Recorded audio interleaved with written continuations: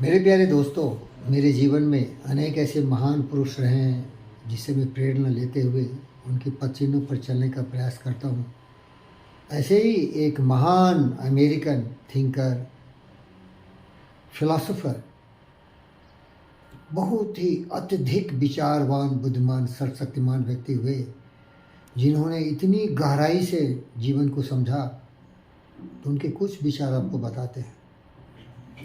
उन्होंने कहा था, The very purpose of life is not to be happy, but to be useful, to be creative, to be productive, to develop the ability to serve mankind, to take away all the sorrow, suffering, grief from the heart of the suffering people. By enlightening wisdom, showing them the right path so that they can live very happy, peaceful and progressive life. Healthy, happy and progressive life. अगर इसे हम हिंदी में अनुवाद करें तो इसका यही मतलब है कि जीवन में केवल जानवरों की तरह स्वार्थ से जीना ही जीवन नहीं है।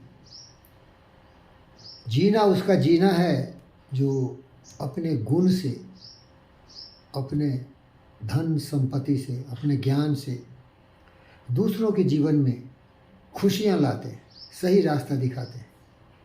अनेक ऐसे महापुरुष हुए मेरे जीवन में। हमारे मानवरत्न doctor G V Krishna Reddy साहब है, और पतंजलि योग सूत्र ऐसा मेरा मार्ग है जिसका मैं अमल करता हूँ।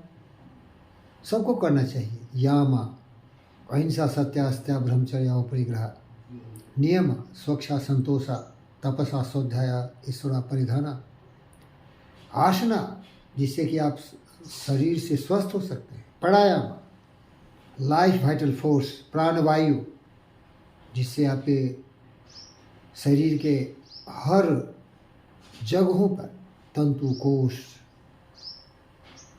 में आपका ऑक्सीजन जाए।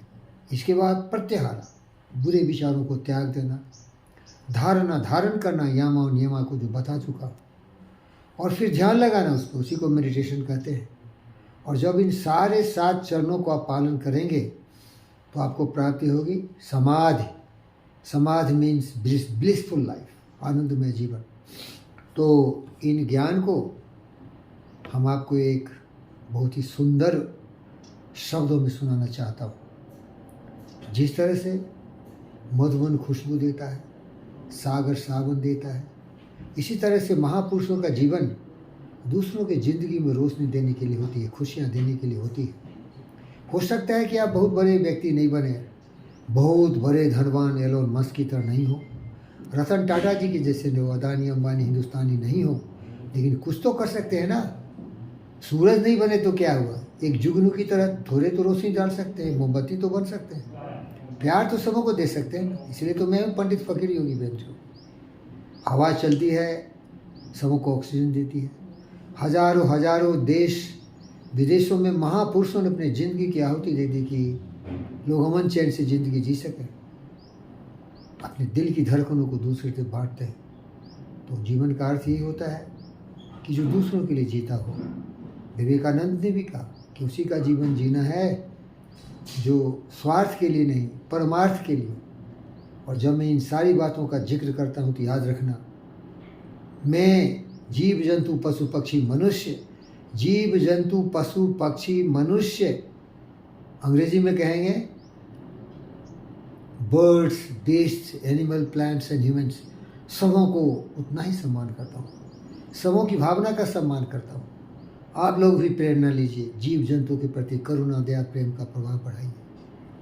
और फिर मैं आपको कुछ सुनाता हूँ, सुनिए सुनिए, अच्छा लगेगा।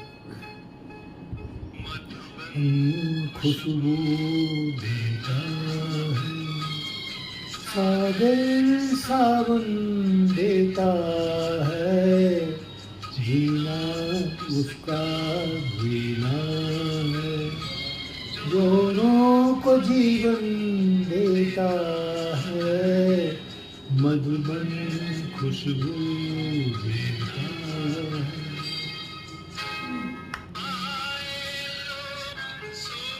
जीना बन पाए तो बन के दीपक जलता चल, सूर्य या अंगारे, सच की राहों पे चलता चल, सच की राहों पे चलता चल, प्यार दिलों को देता है, अश्कों को दामन देता है, जीना उसका जीना,